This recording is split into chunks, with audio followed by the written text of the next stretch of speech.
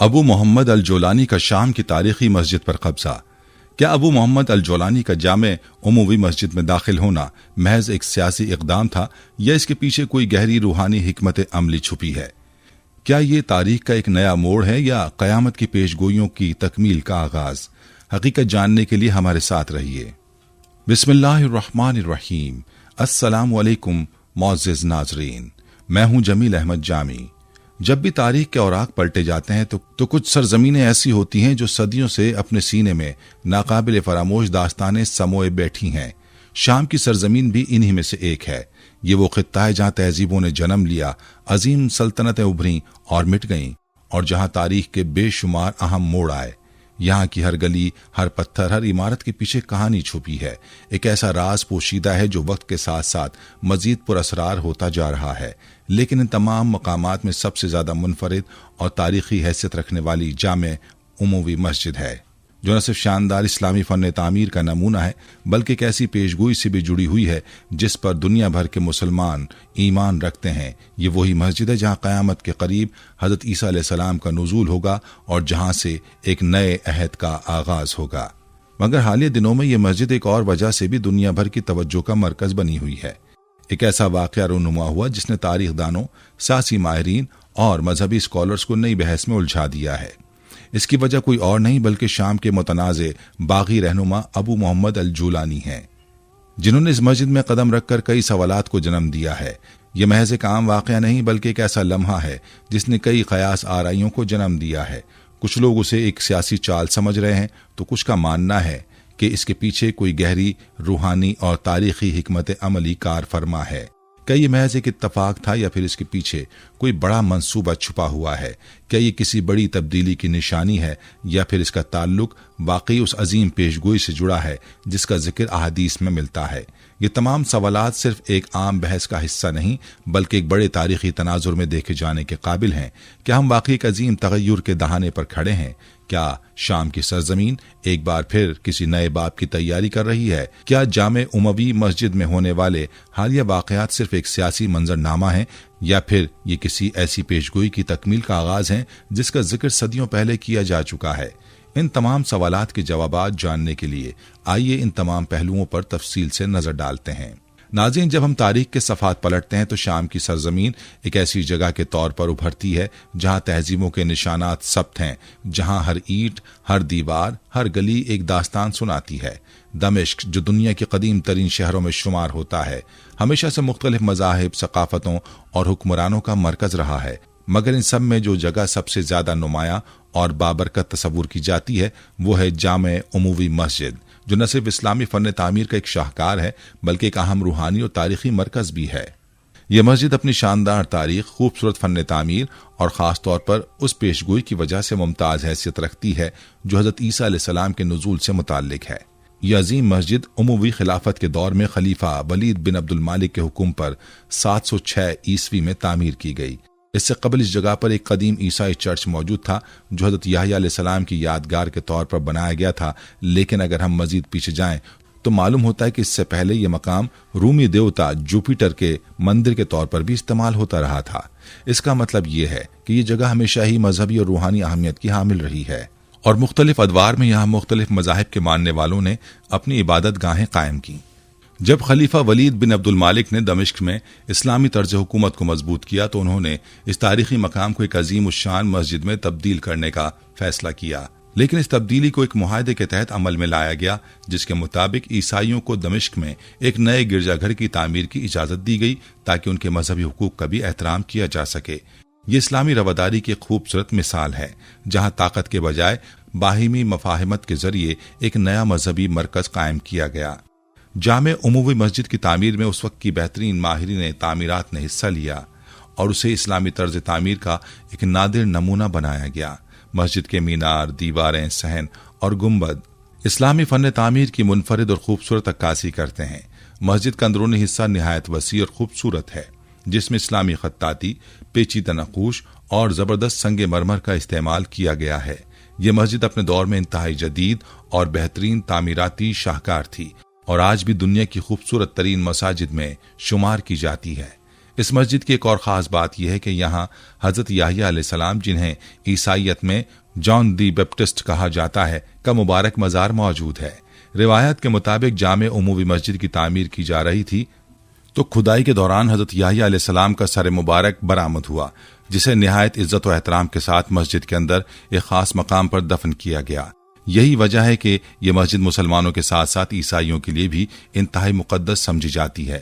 یہ مسجد صرف ایک تاریخی یادگار ہی نہیں بلکہ ایک عظیم پیش گوئی ہے جو اسلام اور عیسائیت دونوں میں انتہائی اہم سمجھی جاتی ہے۔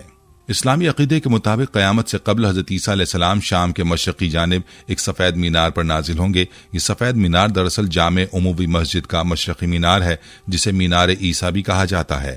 مسلمانوں کا عقیدہ ہے کہ جب حضرت عیسیٰ علیہ السلام واپس آئیں گے تو وہ اسی مینار پر نزول فرمائیں گے اور اس کے بعد وہ دجال کو قتل کریں گے اور دنیا میں عدل و انصاف کا نظام قائم کریں گے۔ جامع عمومی مسجد نہ صرف مسلمانوں بلکہ عیسائیوں کے لیے بھی ایک مقدس مقام ہے۔ اس کی ایک بڑی وجہ یہ ہے کہ یہاں حضرت یحییٰ علیہ السلام کا مزار موجود ہے، جو عیسائیت میں بھی ایک نہایت اہم پیغمبر سمجھے جاتے ہیں۔ چونکہ اس جگہ پر کبھی ایک بڑا عیسائی چرچ بھی موجود تھا، اس لیے عیسائی دنیا بھی اسے اپنے مذہبی ورثے کا حصہ سمجھتی ہے۔ عیسائی عقائد کے مطابق یہ وہ جگہ ہے جہاں حضرت یحییٰ علیہ السلام نے لوگوں کو حضرت عیسیٰ علیہ السلام کی آمد کی خوشخبری دی تھی اور انہیں خدا کے قریب ہونے کی تلقین کی تھی۔ یہی وجہ ہے کہ یہ مسجد عیسائیوں کے لیے بھی ایک خاص روحانی مقام رکھتی ہے۔ حالیہ دنوں میں جامع عمومی مسجد ایک بار پھر دنیا بھر کی توجہ کا مرکز بنی ہوئی ہے۔ اس کی بنیادی وجہ شام کی جنگی صورتحال، مذہبی پیشگوئیوں اور بعض اسلامی گروہوں کی سرگرمیاں ہیں۔ مختلف لوگ اس مسجد کو ایک خاص نظر سے دیکھ رہے ہیں اور یہ سوال کر رہے ہیں کہ کیا باقی وہ وقت قریب آ چکا ہے جس کا ذکر روایات میں ملتا ہے۔ یہ مسجد نہ صرف اسلامی تاریخ کا ایک لازوال ورثہ ہے بلکہ ایک روحانی پیشگوئی کا مرکز بھی ہے، جو صدیوں سے اہل ایمان کے دلوں میں ایک امید کی شمع روشن کیے ہوئے ہے۔ چاہے وہ حضرت یحییٰ علیہ السلام کی موجودگی ہو، اسلامی فن تعمیر کا عروج ہو یا حضرت عیسیٰ علیہ السلام کے نزول کی پیش گوئی، جامع عمومی مسجد تاریخ، عقیدے اور روحانیت کا ایک حسین امتزاج ہے جو رہتی دنیا تک قائم رہے گا۔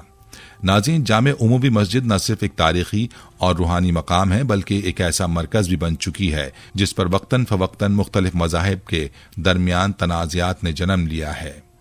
یہ مسجد اسلامی تہذیب و ثقافت کا ایک ایسا روشن مینار ہے جو صدیوں سے اپنے شاندار ماضی کی گواہی دیتا آ رہا ہے، لیکن حالیہ برسوں میں یہ جگہ ایک نئی بحث کا مرکز بنی ہوئی ہے۔ حالیہ برسوں میں عیسائی مذہبی رہنماؤں اور مختلف عیسائی تنظیموں نے یہ خواہش ظاہر کی ہے کہ جامع عمومی مسجد کو دوبارہ چرچ میں تبدیل کیا جائے۔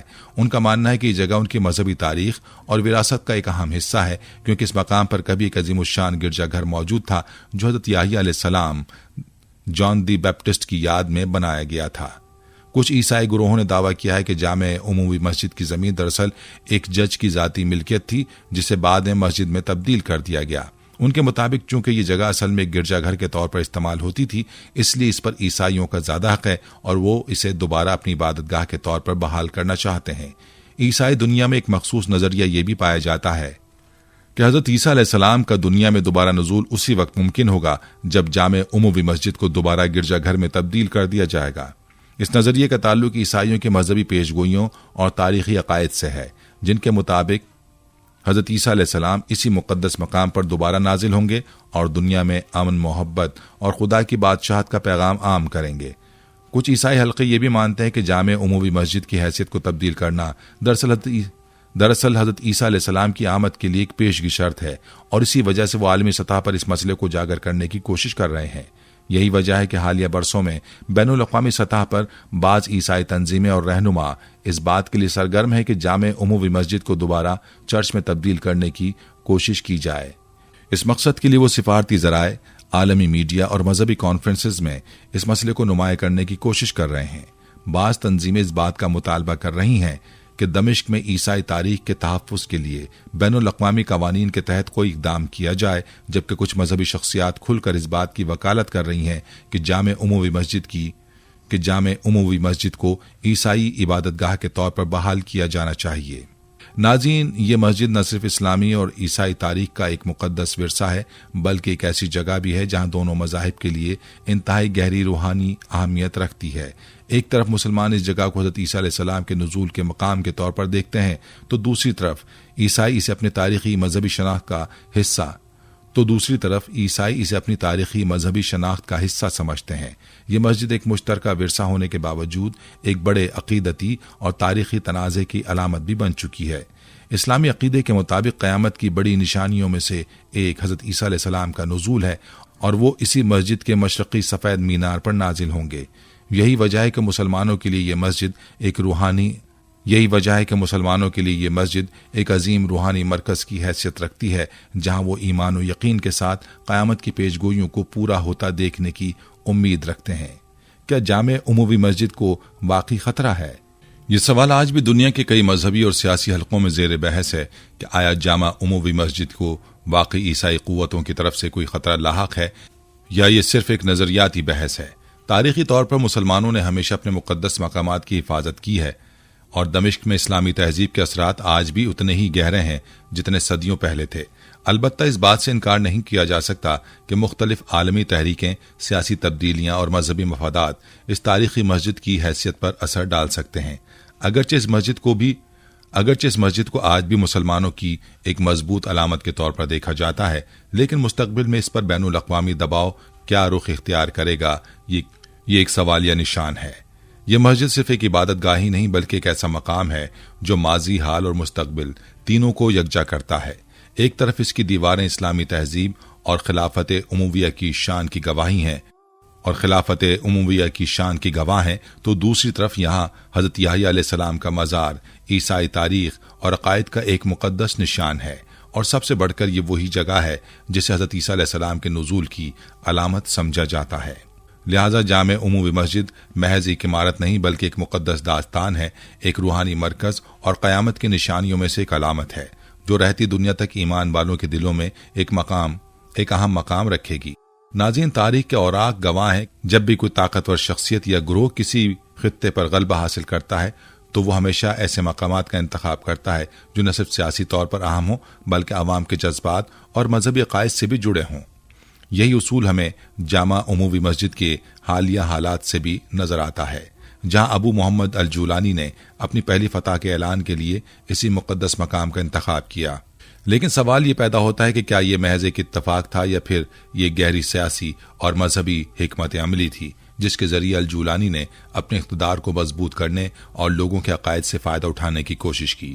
ناظرین، یہ بات کسی سے پوشیدہ نہیں کہ جامع عمومی مسجد شام کے مسلمانوں کے لیے ایک علامتی مقام ہے۔ یہ وہ مسجد ہے جو نہ صرف اسلامی تاریخ میں اپنی عظمت اور تقدس کی وجہ سے مشہور ہے بلکہ اس کے ساتھ جڑی ہوئی قیامت کی پیشگوئی نے بھی اسے عالمی سطح پر ایک خاص حیثیت دی ہے۔ اس مسجد پر قبضہ کرنا محض ایک علاقائی فتح نہیں بلکہ ایک روحانی طاقت کے ساتھ جڑنے کی کوشش معلوم ہوتی ہے۔ ابو محمد الجولانی نے جب جامع عمومی مسجد کے ممبر سے اپنی فتح کی تقریر کی تو اس کا مقصد صرف اپنی سیاسی فتح کا اعلان کرنا نہیں تھا بلکہ اس سے کہیں زیادہ گہرے اور دور رس نتائج کے حامل پیغامات دینا تھا۔ یہ ایک ایسی حکمت عملی تھی جس میں طاقت اور مذہب کو یکجا کر کے ایک نفسیاتی برتری حاصل کرنے کی کوشش کی گئی۔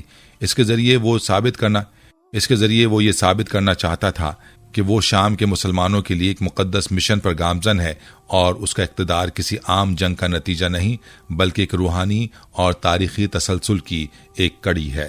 ناظرین، یہ حقیقت کسی سے چھپی نہیں کہ جامع عمومی مسجد کی ایک الگ روحانی اور پیشگویانہ حیثیت ہے۔ اسلامی عقائد کے مطابق حضرت عیسیٰ علیہ السلام کا نزول اسی مسجد کے مشرقی سفید مینار پر ہوگا اور وہ دجال کو قتل کر کے دنیا میں عدل و انصاف قائم کریں گے۔ اس پیشگوئی نے صدیوں سے جامع عمومی مسجد کو ایک مرکزی مقام بنا رکھا ہے، اور یہی وہ عنصر ہے جسے الجولانی نے اپنی حکمت عملی کا حصہ بنایا۔ یہ ممکن ہے کہ الجولانی نے اس مقام سے اپنی تقریر کر کے یہ تاثر دینے کی کوشش کی ہو کہ وہ کسی عام سیاسی رہنما سے بڑھ کر ایک بڑی تاریخی اور مذہبی تبدیلی کا پیش خیمہ ہے۔ اگر وہ واقعی ایسا سوچ رہا ہے تو اس کا مطلب یہ تھا کہ وہ اپنے اقدامات کو اسلامی پیشگوئیوں اور روحانی معاملات کے ساتھ جوڑنے کی کوشش کر رہا ہے تاکہ عوام میں ایک جذباتی وابستگی اور حمایت پیدا ہو سکے۔ ناظرین، یہ بات بھی قابل غور ہے کہ جامع عمومی مسجد صدیوں سے مختلف طاقتوں کے قبضے کا مرکز رہی ہے۔ مختلف دور میں جو بھی حکمران طاقتور ہوتا تھا وہ اس مسجد کو اپنی طاقت کی علامت کے طور پر استعمال کرتا تھا۔ عمومی خلافت کے دوران یہ مسجد ایک اسلامی سلطنت کا مرکز، دینی اور ثقافتی مقام بنی۔ عباسیوں نے اسے اپنے اقتدار کا علامتی نشان بنایا۔ سلجوق، مملوک اور عثمانی حکمرانوں نے بھی اس مسجد کو اپنی طاقت اور اثر و رسوخ کا مرکز بنایا، یہاں تک کہ فرانسیسی سامراج کے دور میں بھی اس مسجد کو قابو میں رکھنا ایک سیاسی اور طاقتور پیغام سمجھا جاتا تھا۔ ایسے میں ابو محمد الجولانی کا اس مسجد پر قبضہ کرنا اور پھر وہاں سے اپنی پہلی تقریر کرنا ایک گہری تاریخی حکمت عملی کا حصہ لگتا ہے۔ اس نے اس روایات کو برقرار رکھتے ہوئے یہ تاثر دینے کی کوشش کی کہ وہ شام کی تاریخ کے نئے باب کا آغاز کر رہا ہے اور اب وہی اس تاریخی تسلسل کا وارث ہے۔ یہ واضح ہے کہ الجولانی کی جانب سے جامع عمومی مسجد کے انتخاب کا مقصد صرف ایک عام جنگی حکمت عملی نہیں تھا، بلکہ اس کے پیچھے کئی گہرے نظریاتی، مذہبی اور نفسیاتی عوامل کار فرما تھے۔ الجولانی نے مسجد کے ممبر سے تقریر کر کے اپنے اقتدار کو دینی جواز دینے کی کوشش کی، تاکہ لوگ اسے ایک عام جنگجو کے بجائے ایک مقدس مشن کا حامل رہنما سمجھیں۔ دوسرا، مذہبی مقامات کا استعمال ہمیشہ سے لوگوں کے جذبات کو متحرک کرنے کے لیے کیا جاتا رہا ہے۔ جامع عمومی مسجد پر قبضہ کر کے الجولانی نے مسلمانوں کے جذبات کو اپنی طاقت میں تبدیل کرنے کی کوشش کی۔ چونکہ یہ مسجد حضرت عیسیٰ علیہ السلام کے نزول کی پیشگوئی کے ساتھ جڑی ہوئی ہے، اس لیے الجولانی کا یہاں سے فتح کا اعلان کرنا ایک طرح سے اپنے اقدامات کو ان پیشگوئیوں کے ساتھ منسلک کرنے کی کوشش بھی ہو سکتی ہے۔ یہ قبضہ صرف ایک علاقائی کنٹرول کا اعلان نہیں تھا، بلکہ ایک بین الاقوامی سطح کا سیاسی پیغام بھی تھا۔ الجولانی دنیا کو یہ دکھانا چاہتا تھا کہ اب شام کے مستقبل کا فیصلہ وہی کرے گا، اور وہ شام کی تاریخ، ثقافت اور مذہبی ورثے پر بھی اپنا تسلط رکھتا ہے۔ اگرچہ ابو محمد الجولانی کی اس حکمت عملی نے وقتی طور پر اسے ایک طاقتور شخصیت کے طور پر نمایاں کیا، لیکن سوال یہ ہے کہ کیا وہ واقعی اپنے مقصد میں کامیاب ہوا؟ کچھ لوگوں کا خیال ہے کہ اس نے جامع عمومی مسجد پر قبضہ کر کے اپنے اقتدار کو مضبوط کرنے کی کوشش کی ہے، مگر وہ زیادہ عرصے تک اپنے کنٹرول کو برقرار نہ رکھ سکے گا۔ بعض تجزیہ کاروں کا کہنا ہے کہ اس نے مذہب اور سیاست کو ملانے کی کوشش کر کے اپنے حامیوں کے جذبات کو بڑھایا ہے، لیکن اس کی یہ چال عالمی سطح پر زیادہ دیر تک مؤثر ثابت نہ ہو سکی۔ کچھ ماہرین یہ بھی سمجھتے ہیں کہ یہ ایک جذباتی حربہ تھا جس کے ذریعے اس نے اپنی تحریک کو ایک بڑی تاریخی اور روحانی پیشگوئی کے ساتھ جوڑنے کی کوشش کی ہے، لیکن وقت کے ساتھ ساتھ یہ نظریہ اپنی مقبولیت کھو بیٹھا۔ ناظرین، جامع عمومی مسجد ہمیشہ سے طاقت، تاریخ اور روحانیت کا مرکز رہی ہے، اور جو بھی اس پر قابض ہوا وہ اسے اپنی طاقت اور نظریے کا اظہار کرنے کے لیے استعمال کرتا رہا۔ ابو محمد الجولانی کی جانب سے اس مسجد کو اپنی پہلی تقریر کے لیے منتخب کرنا بھی ایک گہری حکمت عملی کا حصہ تھا، جو تاریخ، مذہب اور سیاست کے ایک نازک ملاپ کی نمائندگی کرتا ہے۔ مگر سوال یہ باقی ہے، کیا یہ حکمت عملی مستقبل میں بھی کسی اور طاقت کے ذریعے استعمال کی جا سکتی ہے؟ اور کیا جامع عمومی مسجد واقعی وہ مقام بنے گی جہاں حضرت عیسیٰ علیہ السلام کا نزول ہوگا؟ یہ وہ سوالات ہیں جن کا جواب وقت ہی دے سکتا ہے۔ ناظرین، تاریخ کے اوراق پلٹیں تو ہمیں ایسے کئی مواقع ملتے ہیں جہاں مذہبی پیشگوئیوں کو مختلف ادوار کے سیاسی اور عسکری واقعات کے ساتھ جوڑنے کی کوشش کی گئی ہے۔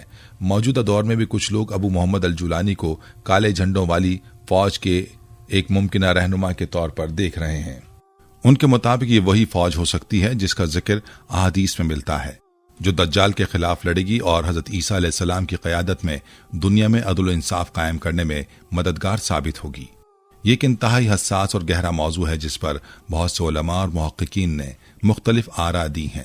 کچھ لوگ ابو محمد الجولانی اور اس کے گروپ کو ان احادیث سے جوڑنے کی کوشش کر رہے ہیں، جبکہ دیگر ماہرین اس نظریے کو مسترد کرتے ہیں اور کہتے ہیں کہ ایسا کرنا ایک غلط اور غیر محتاط تجزیہ ہوگا۔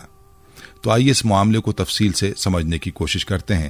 سرکار دو عالم صلی اللہ علیہ وآلہ وسلم کی ایک مشہور حدیث کا مفہوم ہے کہ قیامت سے پہلے خراسان سے کالے جھنڈے اٹھیں گے اور یہ جھنڈے حق کی نشانی ہوں گے۔ یہ فوج دجال کے خلاف جنگ کرے گی اور حضرت عیسیٰ علیہ السلام کی قیادت میں دنیا میں انصاف اور امن قائم کرے گی۔ یہ حدیث کئی معتبر روایات میں مختلف الفاظ کے ساتھ بیان کی گئی ہے اور صدیوں سے علماء کرام اس کی مختلف تشریحات پیش کرتے آئے ہیں۔ کچھ مفسرین کے مطابق خراسان کا ذکر ایک جغرافیائی اشارہ ہے جو اس وقت کے خراسانی علاقے، جس میں آج کا افغانستان، ایران، ترکمانستان اور پاکستان کے کچھ حصے شامل ہیں، کی طرف اشارہ کرتا ہے۔ ان کے مطابق یہاں سے ایک ایسی جماعت اٹھے گی جو حق پر مبنی ہوگی اور ظلم و فساد کے خلاف برسر پیکار ہوگی۔ دیگر علماء کا کہنا ہے کہ حدیث میں بیان کردہ کالے جھنڈے کسی خاص گروہ یا تنظیم کی طرف اشارہ نہیں کرتے، بلکہ ایک علامتی بیان ہے جو ایک ایسے دور کی نشاندہی کرتا ہے جب حق و باطل کے درمیان شدید کشمکش ہوگی۔ کچھ ماہرین اس حدیث کو تاریخی تناظر میں دیکھتے ہیں اور کہتے ہیں کہ ماضی माजी में भी कई गिरोह खुद को इस हदीस का मिस्दाक करार दे चुके हैं, लेकिन जरूरी नहीं कि हर वो जमात जो काले झंडे बुलंद करे वही हो जिसका जिक्र अहादीस में किया गया है। ये भी एक हकीकत है कि वक्तन फवक्तन कई तंजीमें और तहरीकें अपने लिए मजहबी हवालों को इस्तेमाल करती रही हैं ताकि अवाम के अंदर अपनी हिमायत पैदा कर सकें। कुछ गिरोह इस हदीस की बिना पर यह दावा करते हैं कि वही असल काले झंडों की फौज हैं, लेकिन जदीद उलमा और मुहद्दिसीन हमेशा इस बात पर जोर देते हैं कि इन अहादीस की सही तशरीह के लिए गहरी इल्मी तहकीक जरूरी है। मजीद ये कि बाज इस्लामी स्कॉलर्स इस हदीस की ताबीर यूं करते हैं कि क़यामत से पहले एक वक्त ऐसा आएगा जब दुनिया में फितना और फसाद बढ़ जाएगा और जुल्म अपने उरूज पर होगा। उस वक्त एक जमात ऐसी होगी जो हक और इंसाफ की बहाली के लिए मैदान में आएगी और उस जमात की क़यादत ऐसे मुत्तकी और आदिल लोग करेंगे जो अल्लाह के अहकामात के मुताबिक दुनिया में अदल इंसाफ कायम करने के लिए कोशा होंगे। उनके मुताबिक असल काले झंडों की फौज वही होगी जो नबी करीम सल्लल्लाहु अलैहि वसल्लम की तालीमात पर अमल करेगी और हज़रत ईसा अलैहिस्सलाम के नुज़ूल के बाद उनके झंडे तले दज्जाल के खिलाफ बरसरे पैकार होगी। इस हवाले से एक और नुक्ता भी काबिल गौर है कि अहादीस में बयान करदा अलामात को किसी मखसूस वक्त या ग्रोह पर लागू करने से पहले बड़े मोहतात तरीके से गौर फिक्र करना जरूरी है। उलमा फरमाते हैं कि अहादीस में बयान करदा पेशगोइयों की दुरुस्त ताबीर सिर्फ वही लोग कर सकते हैं जो गहरी दीनी बसीरत और इल्म रखते हों। इसलिए हर उस जमात पर जो काले झंडे उठाए बिला तहकीक ये यकीन कर लेना कि वही हदीस में बयान करदा फौज है, दुरुस्त नहीं हो सकता। आज के हालात में जब दुनिया भर में सियासी और अस्करी तहरीकें अपने मफादात के लिए मजहबी रिवायात का सहारा ले रही हैं, ये सवाल और भी ज्यादा अहमियत इख्तियार कर जाता है कि क्या वाकई कोई मौजूदा गिरोह इस हदीस की पेशगोई पर पूरा उतरता है या ये महज सियासी नारों और जज्बाती वाबस्तगियों को बढ़ाने के लिए इस्तेमाल होने वाला एक जरिया है। इस सवाल का जवाब जानने के लिए जरूरी है कि हम मजहब को सियासत और ताकत के खेल से अलग रखकर खालिस दीनी नुक्ता नजर से इन अहादीस का मुतालिया करें और मुस्तनद उलमाए किराम से रहनुमाई हासिल करें ताकि हम किसी जज्बाती या गैर मुसद्दिका नजरिए का शिकार ना हो जाएं। नाज़रीन, मौजूदा हालात में कुछ अफराद का कहना है कि अबू मोहम्मद अल जुलानी और उसका ग्रुप भी इसी काले झंडों वाली फौज में शामिल हो सकता है क्योंकि वो शाम में जंग के दौरान काले झंडे इस्तेमाल करते रहे हैं। लेकिन क्या ये दलील काफी है? अबू मोहम्मद अल जुलानी का ग्रुप जिसने शाम में अपनी मौजूदगी को नुमाया किया अक्सर काले झंडे इस्तेमाल करता है। इसी बुनियाद पर कुछ लोग ये दावा कर रहे हैं कि ये ग्रुप वही फौज हो सकती है जिसका जिक्र अहादीस में आया है। ये भी कहा जाता है कि अहादीस में जिस फौज का जिक्र किया गया है वो दज्जाल के खिलाफ जंग करेगी और एक मजबूत मुत्तकी क़यादत के तहत होगी। चूंकि शाम इस वक्त एक जंग ज़दा मुल्क है और उसमें मुख्तलिफ अस्करी गिरोह सरगर्म अमल हैं, इसलिए कुछ लोग उन गिरोहों को इन रिवायत से जोड़ने की कोशिश कर रहे हैं। लेकिन सवाल ये पैदा होता है कि क्या महज काले झंडे उठाने से कोई गिरोह हक परस्त बन जाता है? क्या अबू मोहम्मद अल जुलानी की तमाम सरगर्मियां दज्जाल के खिलाफ जंग के हकीकी उसूलों के मुताबिक हैं? क्या वाकई ये गिरोह तैयारी कर रहा है या ये महज सियासी और अस्करी मकासद के तहत काम कर रहा है? ये वो सवालात हैं जिन पर गौर करने की जरूरत है। उलमा और दीनी स्कॉलर्स इस मौजू पर काफी एहतियात बरतने की ताकीद करते हैं। इनके मुताबिक क़यामत की निशानियों को मौजूदा कुछ सियासी और अस्करी हालात के साथ जोड़ना एक नाजुक और पेचीदा मामला है। उलमा का कहना है कि काले झंडों वाली फौज का मतलब ये नहीं कि जो भी गिरोह ये झंडे इस्तेमाल करे वही हदीस का मिस्दाक होगा। अहादीस में जिस फौज की बात की गई है वो एक ऐसी जमात होगी जो इंसाफ, अमन और दीन के हकीकी उसूलों पर सख्ती से अमल करेगी। अबू मोहम्मद अल जुलानी एक मुतनाज़ शख्सियत है और उसके गिरोह के बारे में कई तरह की रिपोर्ट्स मौजूद हैं जिनमें कुछ ऐसी सरगर्मियां भी शामिल हैं जो इस्लामी तालीमात के मुताबिक नहीं समझी जाती। कुछ माहिरीन कहते हैं कि सियासी हालात को मजहबी पेशगोइयों से जोड़ना खतरनाक हो सकता है क्योंकि इससे अवाम में गलत फहमियां पैदा हो सकती हैं। नाज़रीन, ये थी हमारी आज की वीडियो। हम उम्मीद करते हैं कि आपको हमारी आज की ये वीडियो ज़रूर पसंद आई होगी। अगर आपको हमारी आज की ये वीडियो पसंद आई है तो आपसे गुजारिश करते हैं कि आप हमारे चैनल को ज़रूर सब्सक्राइब कर लें और साथ ही लगे बेल के बटन को भी प्रेस कर लें ताकि आपके पास हमारी आने वाली मज़ीद मालूमाती वीडियोस का नोटिफिकेशन बर वक्त मिलता रहे। सब्सक्राइब के साथ साथ हमारी वीडियोस को लाइक भी करें और अपनी कीमती राय का इजहार कमेंट्स में ज़रूर करें। कमेंट्स में आप अपने सवालात भी हम तक पहुँचा सकते हैं। अल्लाह ताला आपको अपने हिफ्ज़-ओ-अमान में रखे। आमीन।